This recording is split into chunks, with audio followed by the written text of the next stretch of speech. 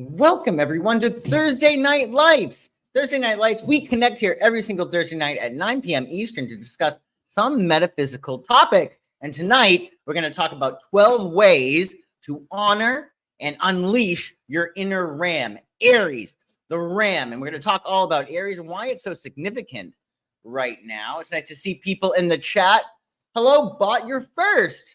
Congratulations. Hey, Gayla, nice to see you. Does he look old? Does the goat look old? Hopefully not. Hey, Regan, nice to see you. Sin, nice to see you, Sin. So for those of you who are new, I am Joshua the Psychic. I do readings, classes, coaching. More information about my services can be found on my website, psychicsun.com. The link to that is in the description box below. Be sure to like this video and subscribe to my channel for updates regularly. So let's talk about why we're talking about Aries. Well, fairly recently, this week, if you're catching this live, or last week rather, when was it? No, it was this week. On the 8th of April, we had our new moon solar eclipse in the sign of Aries. So we've had eclipses this spring. We had our first one, it was a lunar eclipse in the sign of Libra on the 25th of March, which for some people was very challenging. And this week, we had the new moon solar eclipse in the sign of Aries. And some people found that challenging. Sometimes it's a matter of one eclipse affects you and the other one doesn't, or one is really good for you and the other one is not. But the eclipses are aligned with the nodes, right? And the North Node is like our North Star. It's our collective destiny. And it's in Aries right now. And the South Node, which is always opposite the North Node, is in the sign of Libra. But it is like it's an axis, right? You got the South Node and the North Node. So you need to utilize Libran gifts of tact, diplomacy, consideration for other people, justice, fairness, in order to get to the Aries North Node. And what we're doing collectively is we're letting go of low Libran energy. So like negative Libra energy might be codependency, it might be acquiescing, it might be people pleasing, right? And we're letting go of that so we can become our more authentic selves. Hey, Casmar, nice to see you. So essentially, Aries is what we all need to be. We need to be more Aries-like while maintaining that Libran sense of balance and fairness, tact, and diplomacy. And Aries are known to be dynamic, strong, courageous, impulsive, pioneering, independent, passionate, assertive, fun, adventurous, and even fearless. In fact, some people might say Aries are reckless because there's so much in the moment. They tend to not be very far-sighted. So the trouble or the challenge with Aries, or being Aries-like, is to look far into the future. How might this action affect me later on? And that is important for all of us, especially if we're employing this Aries energy. So what we're going to do is talk about 12 ways you can utilize the energy of Aries and really embrace your inner ram. And like everything I do, it's organized by astrology. So while we're going through the 12 different ways you can honor your inner ram, you'll see that they're aligned with the different signs of the zodiac and houses, i.e., tip number 7 will be aligned with Libra or the 7th house, but you should listen to all 12 tips as they'll be important for you to honor your inner ram. So number 1, pursue your passions. Engage in activities that ignite your soul. There's that expression of don't ask what the world needs, ask what makes you come alive, because the world needs more people that are alive. And you want to pursue your passions. So your excitement, what excites you, that's that built-in mechanism that says, go here, do this, this is for you. And you want to follow your highest excitement at all times. But the caveat is you want to make sure it's your integrated excitement, i.e., it might be exciting for you to rob a bank or to punch your boss in the face. However, It's not part of your value system. You don't want to get an assault charge. You don't want to wind up in the clink. So you want to follow your integrated excitement. You want to keep all of your values top of mind while you're following your excitement. And that excitement is your built-in mechanism that says, this is for you. Go here. So if you have several projects to do, for instance, you want to follow the one or do the one first that excites you the most and keep doing it, ideally with no insistence on the outcome. So you follow your excitement to the best of your ability at every moment and every day with no insistence on the outcome, and you'll be able to create the best and easiest path for yourself. Aries actually really need excitement, right? Because they are the fieriest fire sign. It's the fire of fire sign. And if they don't have excitement in their life, they're going to look for some. They may cause trouble. They may cause problems. Aries have a reputation for being pugnacious. Often that's because they're just fearless. They're not afraid of confrontation. So they sometimes start conflict. And they also like excitement. But follow your excitement in an integrated fashion, and you will wind up to where you're supposed to go. Because you want to have passion. You want to allow yourself to be a passionate being, and you want to create, which we're going to further talk about. Tip number 2, lead in wealth creation. Be the pioneer in new financial ventures. If you're following astrology now, or you listen to me, we're all speaking about this Jupiter-Uranus conjunction, which takes place on the 19th, 20th of April, depending on where you are in the world. And Jupiter and Uranus are conjuncting in the sign of Taurus, the sign of finance. So Jupiter's about expansion and growth, and Uranus is about change and unpredictability. So the financial landscape is changing. It has already started to change, and it's going to change even more over the next 5 years and then some. So you want to be on top of these changes. There's so many new things, right? There's Bitcoin and crypto and all of this stuff.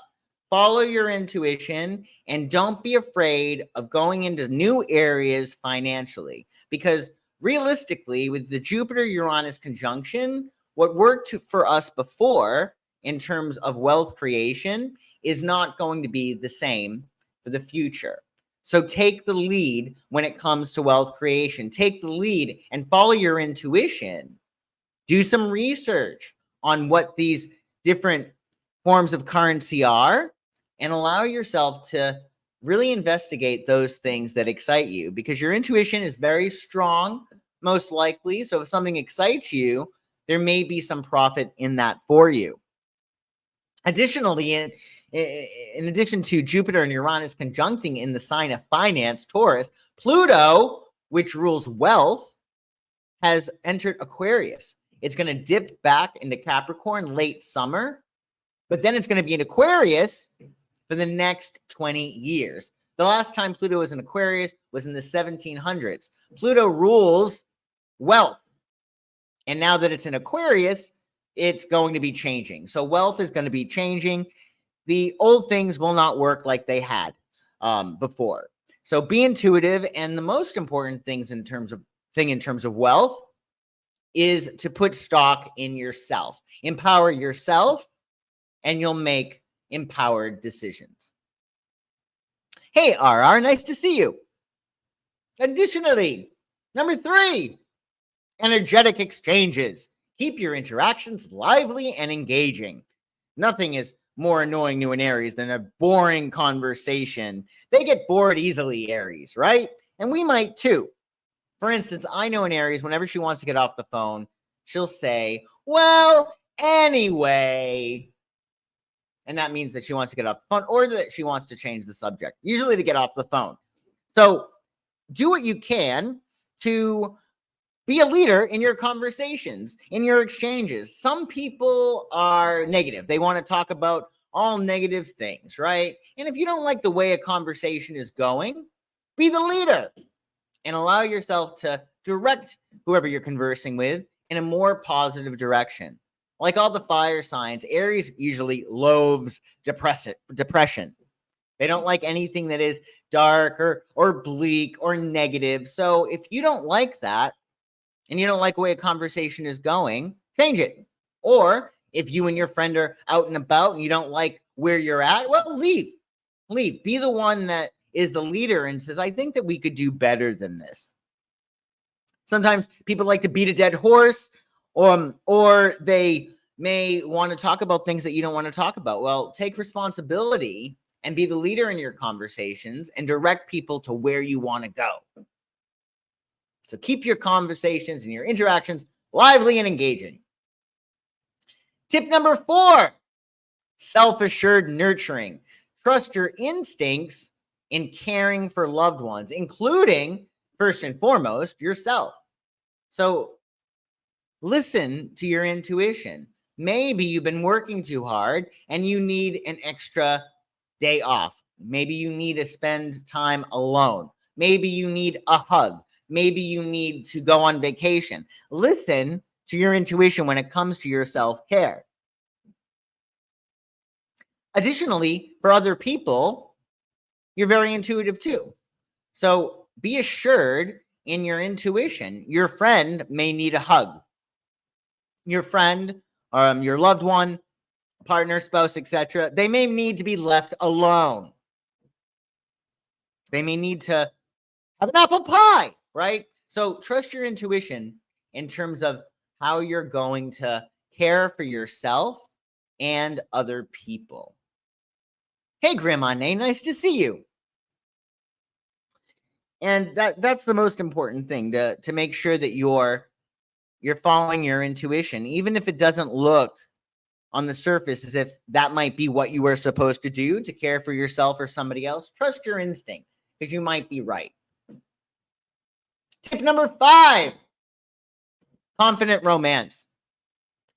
So Aries can be extremely romantic and very idealistic and very simple as an archetype, right? In matters pertaining to love, Aries usually want one person who thinks the world of them and everyone else can go to hell. So you want to approach your love life with the assurance and passion of Aries. There's nobody like you. You are the one and only. So you want to make sure that when you're pursuing romance, that you're not wasting your time with somebody who doesn't value you. If they don't get how special and unique you are, well, it's not you. You just asked the wrong person, or you went to the wrong person. You want to find somebody who clocks your amazing traits and qualities. You want somebody who can see your value, and you wouldn't want to share yourself with somebody else otherwise. Love and romance is not an area where you should obsess. It's where there's more joy to be had. So if you're barking up the wrong tree and somebody's giving you the runaround, well, don't spend too much time there. You want to have that confidence of Aries, knowing that you're the best at what you do. You're the best you that anybody could be. And that's what really matters. What is for you is not going to pass you by.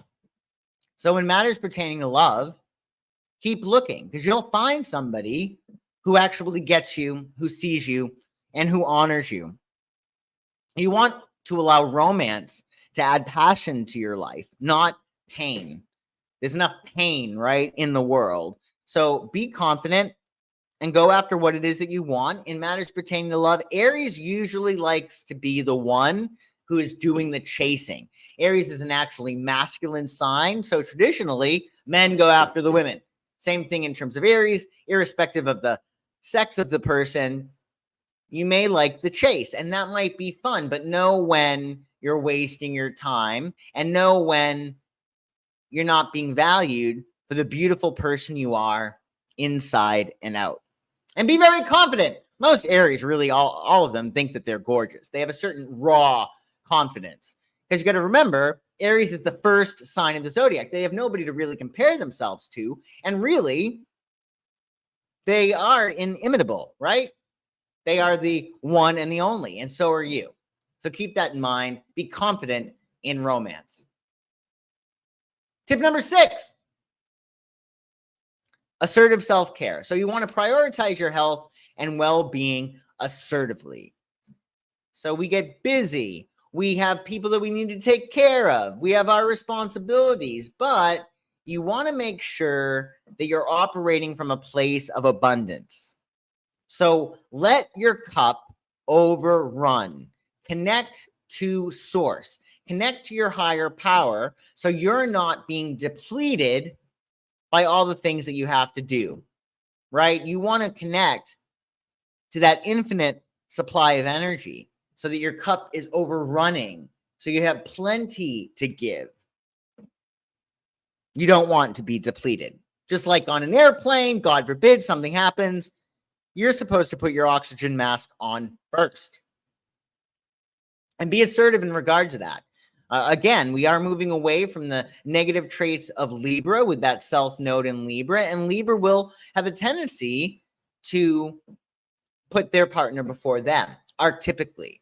So do what you can to make sure that you are filled up so you have plenty to give. Also, listen to your body. The body cannot lie.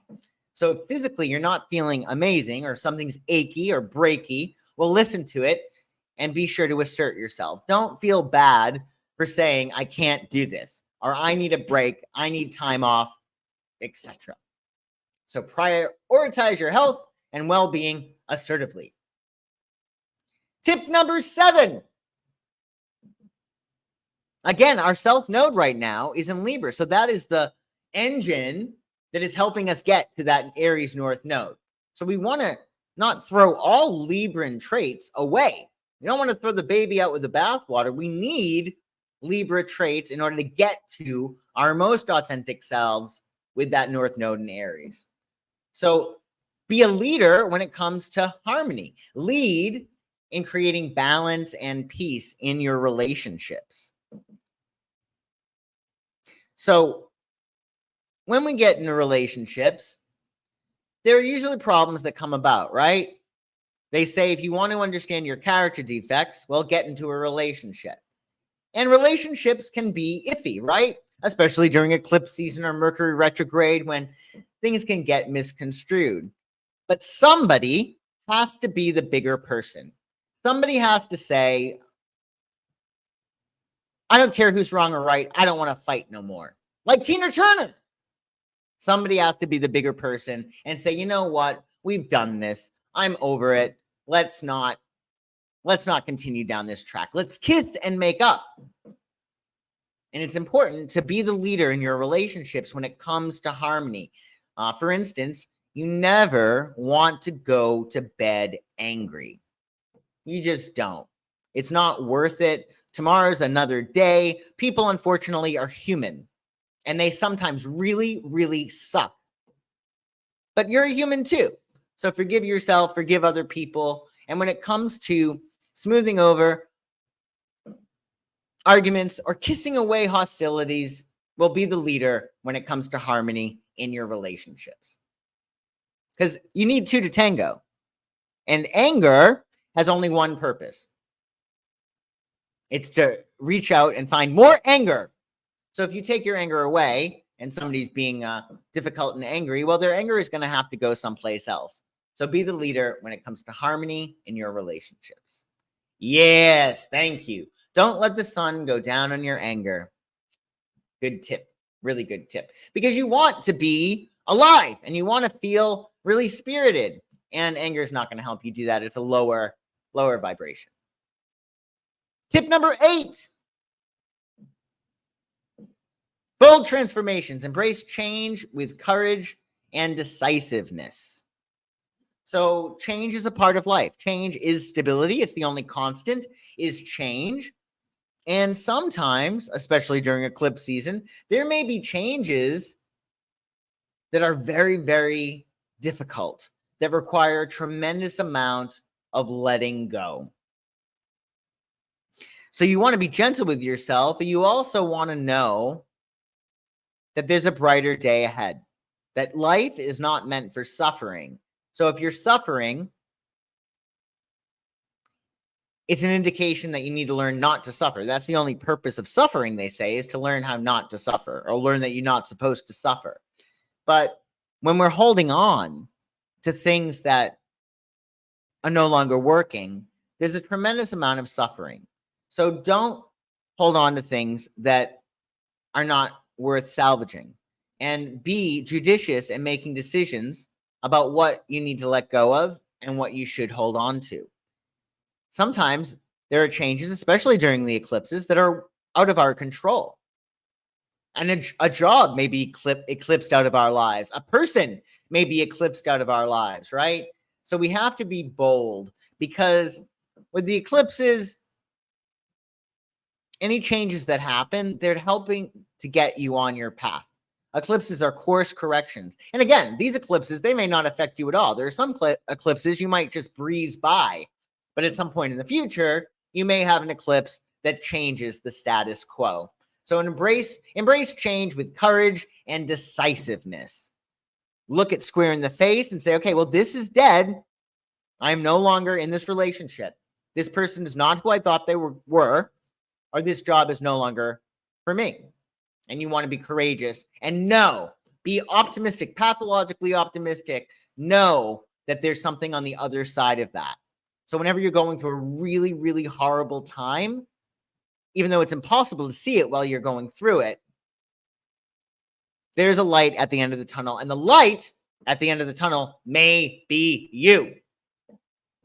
So keep that in mind. Number 9, adventurous learning. So you want to embrace new knowledge and experiences boldly. We have to expand. We have to grow. Otherwise, we're going to shrink and die, right? So allow yourself to be adventurous. Keep getting bigger. Don't shrink. Broaden your horizons. If you think that it might be cool to go to a foreign land, go on a trip to a foreign country, well, book the trip. Be the leader in your circle and say, you know what? We all should go to Ireland this year. We should do Paris, whatever it might be.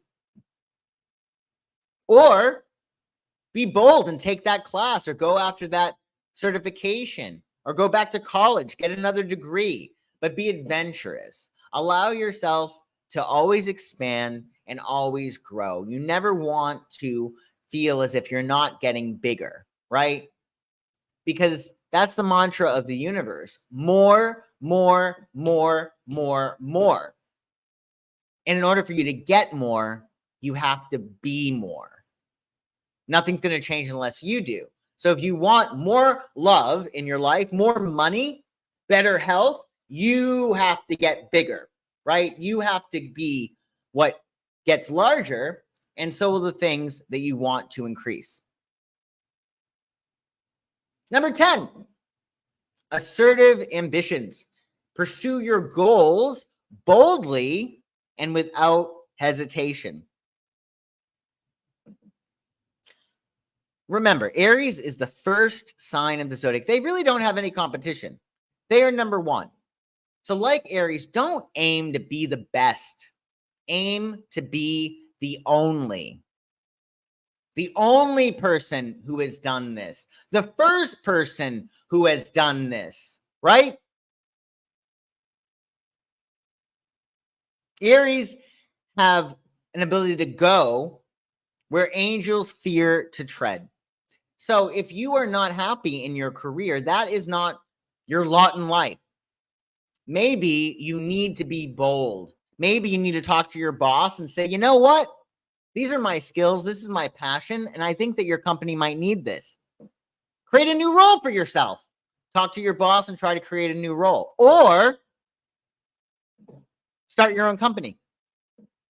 Many Aries are CEOs. And in order to be a CEO, you have to be very entrepreneurial. And Aries is probably the most entrepreneurial sign of the zodiac. Another thing to keep in mind, the financial landscape is changing. And with the advent of AI, more and more people are being replaced. The jobs that are going to be really big coming up are most likely going to be those people that can create prompts. Those engineers, AI engineers. But with AI and so many people being replaced by AI, now's a good time to think about a side hustle, folks. Even if you have a job that is stable or secure, well, the landscape is changing, and it would not be a bad idea to carve your own path and really think, what can you do that nobody else can do? What can you do better than anybody else? And how do you want to make your mark in the world? But because the financial landscape is changing, so is the professional landscape. So create a role for yourself based upon your excitement, your talents, skills, and abilities. And be bold about it, right? Number 11, be confident in your ideals. Stand firm in your vision for the future. You need to write your life story. You are the author of your life story, and you're the authority of your life. Author, the root of authority, right? So you want to author your life story. You need to write the script. If you have an ideal, there's a reason for that. So if something excites you, if something makes you really happy, well, that's a sign. And there are no dangling carrots in the universe, meaning if you want something, really want something, that comes with it the built-in prerequisite ability for you to achieve it. So go after your ideals. If you want it bad enough, it must be accessible. Might take a lot of work, might take some adjustments, but go after what you want. If you have an ideal in your brain, it's for a reason. And please beware of anybody who says, well, you're dreaming. You won't be able to do that. You'll never do that again. Beware of anyone who undercuts your vision or your dreams or tells you you can't do something that you want to do, because that person most likely is not your friend. You want to make sure that you're being true to yourself, and your friend might not have malicious intent. Your friend might be just a small thinker. Your friend may have historically given up in their dreams. And therefore, when you're pursuing your dreams or you have high ideals, they're not going to want you to achieve them. And maybe from their perspective, they're being helpful, but they're not being helpful. So be confident in your ideals. When plenty of people will tell you, you can't do that, that's never going to happen, you will show them. But you must stay confident. You must keep in your brain your absolute ideal best case scenario and pursue it. Even if people are telling you, you're crazy, that's not going to happen, keep dreaming, get real, etc. You don't want to get real. Everything is changing. Real is constantly changing. So you want to make your dreams real. So be confident in your ideals and stand firm in your vision for the future.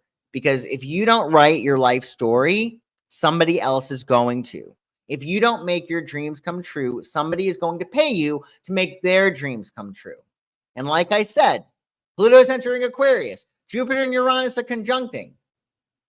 We need to be independent as much as possible, especially professionally. There's a reason why the North Node is in Aries for all of us. The sign that is most associated with entrepreneurship, leadership, courage, and forging one's own path, because we have to do it. The landscape is changing so much that the old ways will not work.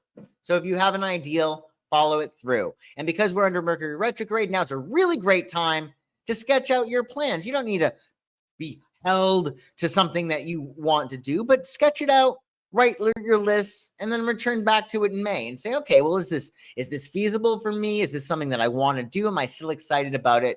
Etc. And finally, number 12, confident surrender. Embrace letting go and the unknown with assurance. So there are two laws of the universe: motion and rest. Aries is really good at motion, but you need rest too. Otherwise, you don't have as much longevity, and you might make mistakes, and you might not think straight, and you might be difficult. So motion and rest is really, really key. Know when to call it a day. Know when you fought your best fight and you gotta let go. You gotta move on, call it a day, and also know when it's time to let the universe help you. I'll let your higher power help you. Aries is so autonomous that they might forget at times that they have angels, they have spirit guides, they have a higher power, they have source that can help them. In fact, you could call upon your alternative selves, meaning because time is all past, present, and future all happening simultaneously, our past lives are actually concurrent lives, i.e. your life in 1770 is going on now, so is your life in the year 3040. So what you could do is call upon an alternative self to help you. For instance, you may have, say you want to take the bar exam and you're a terrible test taker and you don't want to spend all that money and all that time retaking the bar exam. Well, you have an alternative self that has already passed the bar exam several times. Call upon her. Know when you can let go and actually get help from source, the universe, somebody else. And really know when to call a day and get your sleep. Surrender to a power greater than yourself, and you will be stronger. So keep that in mind. And we did it, folks. Thanks so much for joining me for this special installment of Thursday Night Lights. If you're interested in a reading or coaching or anything else like gift certificates, etc., well, check out my website, psychicsun.com. The link to that is in the description below. We do Thursday Night Lights every single week at 9 p.m. Eastern. So definitely join me here next week, same time, same place. And if you're around tomorrow, well, we will do This Week Astrology. We do This Week Astrology every single Friday at 10 a.m. Pacific, 1 p.m. Eastern. And the link to that is in the description below too. So thank you all so much for joining me today. I hope you're enjoying your Aries season. And we are wrapping it up. We'll be wrapping up Aries season on April 19th. So be sure to employ these ideas and really work that North Node that's transiting in the sign of Aries. Oh, thank you, Casmar. That's very, very generous of you. I appreciate it. Thank you, RR. Thank you, Regan. Thank you, Sin. Thank you, everyone. Enjoy your night, and I shall see you soon. Bye-bye.